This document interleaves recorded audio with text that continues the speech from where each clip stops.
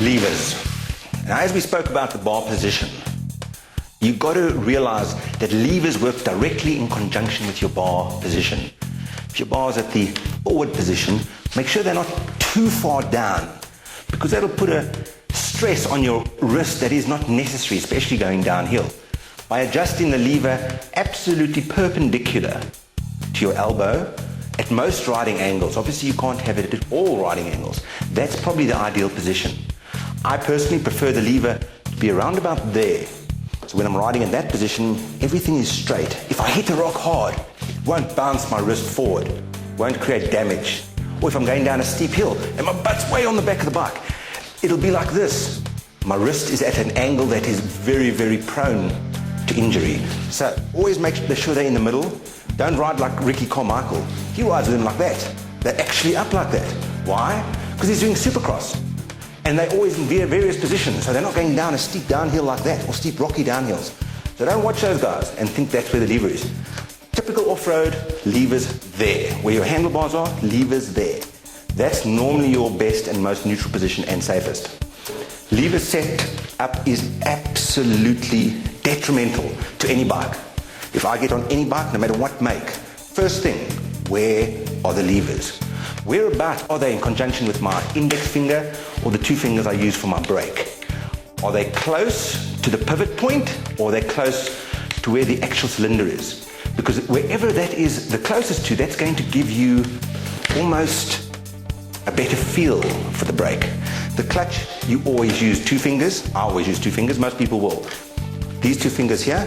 So if the lever is pulled in, I'll be able to have leverage on the end. So I like to make that a little bit further in, not only for protection, but for the actual leverage of it, which will make it easier. Now, those are not your only levers. People often forget about the rear brake pedal. Very, very, very important. Rear brake pedal, over here, first of all, adjustment. If your foot is on the foot peg, it must be absolutely level with that. In actual fact, this lever could be a little bit up, because if it's just like that, you might have to stand on the lever to get your brake to work efficiently. You don't want to be lifting your foot off too much, because that'll give your control of your foot a little bit of a iffy feel, and you don't want that. If you have it too high, you will be feeling like that, and you will drag the lever, which will boil your brake fluid, and you will lose brake pads. Always make sure that it's at least level, or maybe just a little bit up, with free play over here.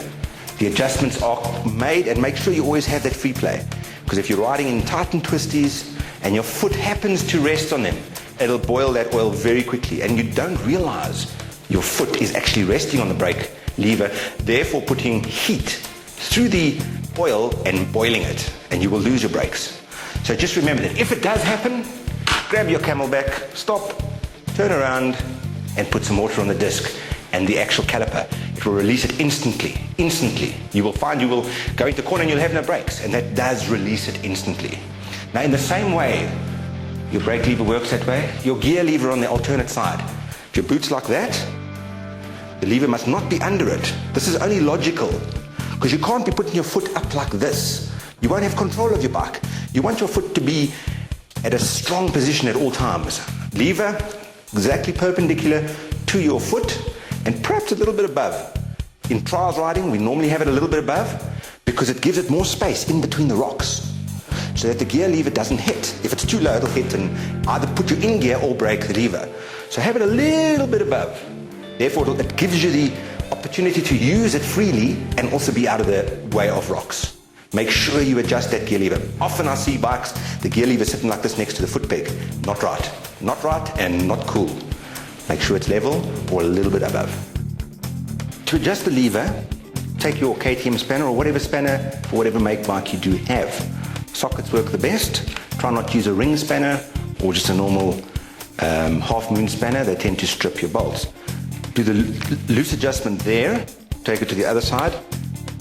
Do the bolts in exactly the same torque manner. If you just loosen the front one and it moves, it does stress out the rear of the actual adjustment part.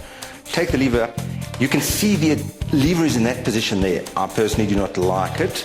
Some people do prefer it in that position. I prefer it to be more in a perpendicular position as stated. Once again, by bringing it closer, in that manner there, you've actually got a nice grip on the lever, but the problem is it's very close to either the handlebar, or if you do not run hand guards and you fall, the bump will just snap it off because it's very close. So what we do in trials, as well as off-road, is put it at a certain angle, say round about there. You can see there's the end of the handlebar. It gives it approximately 15-20 centimeters of gap between the handlebar and the edge of the lever. And you have the leverage. You can see where my finger is, there is leverage on it. Whereas if it was closer, it would be there. Now I've got the full leverage. And of course, when you've got leverage, you've got an easier action. So that is the position I prefer it in. Grab it like that, put it on and tighten it, not fully, ever so slightly there, and ever so slightly there. Never tighten the actual clutch lever or the front brake lever too much.